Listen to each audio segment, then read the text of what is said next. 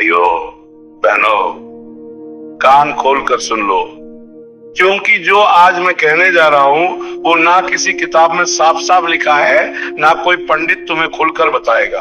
अगर तुम्हारे घर में पूजा घर है, अगर वहां रोज दिया जलता है और अगर वहां एक छोटी सी घंटी टंगी है, तो समझ लो भगवान रोज तुम्हें संकेत दे रहे हैं, लेकिन तुम समझ नहीं पा रहे।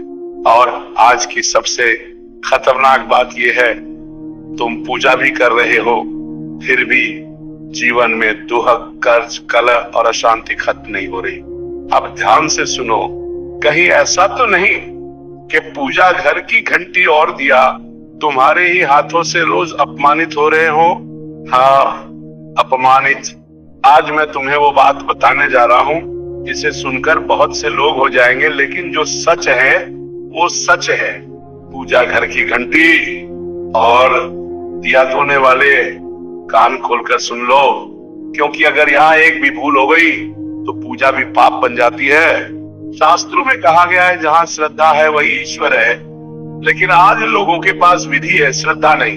घंटी बजा दी, दिया जला दिया, बस हो गई पूजा। लेकिन भगवान कहते हैं तूने हाथ तो हिला दिए पर मन कहाँ था। अब समझो पहली गहरी बात, पूजा घर की घंटी कोई साधारण चीज नहीं होती, वो तुम्हारे घर और भगवान के बीच का पहला संवाद है। जब तुम घंटी बजाते हो तो उसका अर्थ सिर्फ आवाज निकालना नहीं होता, बल्कि उसका अर्थ होता है, हे प्रभु मैं आ गया हूं।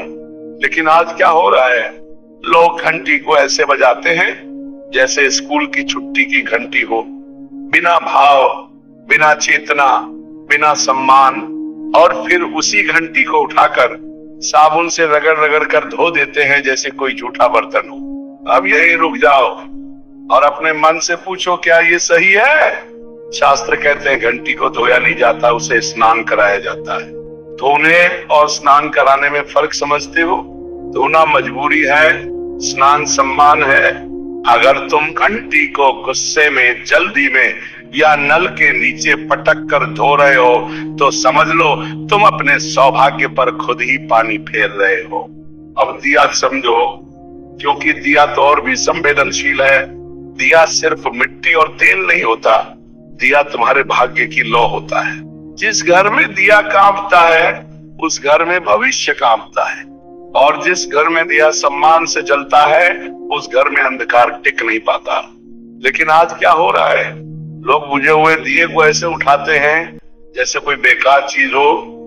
तेल की कालिक लगी है तो झट से साबुन लगा दी। ध्यान रखना, ये बहुत भारी भूल है। शास्त्र कहते हैं दिए को कभी साबुन से नहीं धोना चाहिए, क्योंकि साबुन सिर्फ मैल नहीं हटाता, वो स्मृति भी हटा देता है।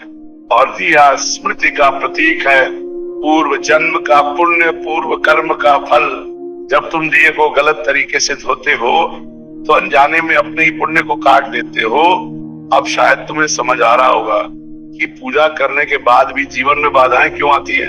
भाइयों, ये बातें डराने के लिए नहीं है, ये बातें जगाने के लिए है। क्योंकि भगवान बाहर नहीं, तुम्हारे पूजा घर में ही बैठे हैं और रोज देख रहे हैं तुम्हारा व्यवहार। घंटी और दिया कब, कैसे और किस मन से साफ किया जाए, ताकि दरिद्रता भागे और लक्ष्मी स्थिर हो।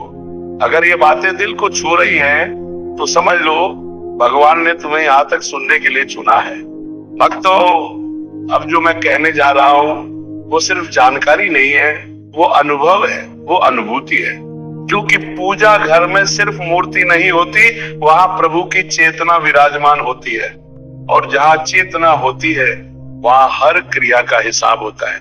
अब ध्यान से सुनो भक्तों, जब कोई सच्चा भक्त पूजा घर की घंटी को हाथ लगाता है तो वो पहले हाथ जोड़ता है, फिर घंटी बजाता है। लेकिन आज के भक्त ना हाथ जोड़ते हैं, ना मन झुकाते हैं, सीधे घंटी पे हाथ मार देते हैं। प्रभु देखते हैं, मुस्कुराते हैं, लेकिन भीतर ही भीतर भक्त की परीक्षा ले रहे होते हैं।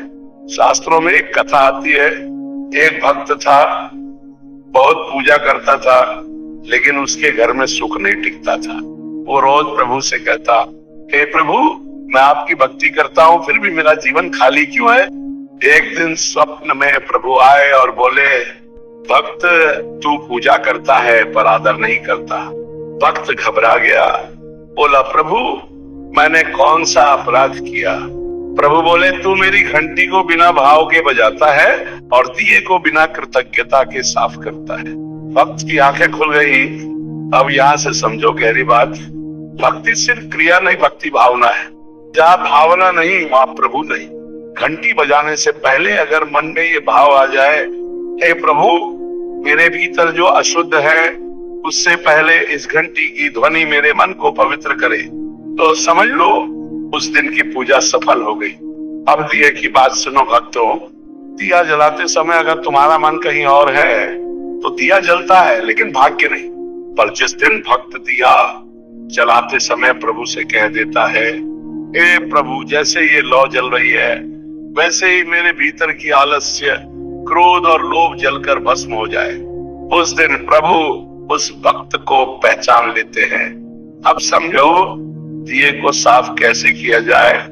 सच्चा भक्त दिए को नल के नीचे नहीं, अपने धैर्य के नीचे साफ करता है।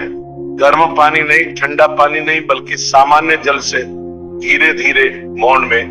क्यों? क्योंकि दिया शोर नहीं सहता, वो शांति में अपनी शक्ति वापस पाता है। और जो भक्त दिए को साफ करते समय एक बार भी प्रभु कह देता है, समझ लो उसके घर से दरिद्रता बाहर निकलने लगी।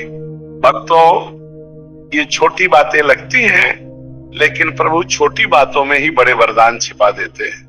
आज बहुत से भक्त पूछते हैं हमारी भक्ति फल क्यों नहीं देती? कारण साफ है,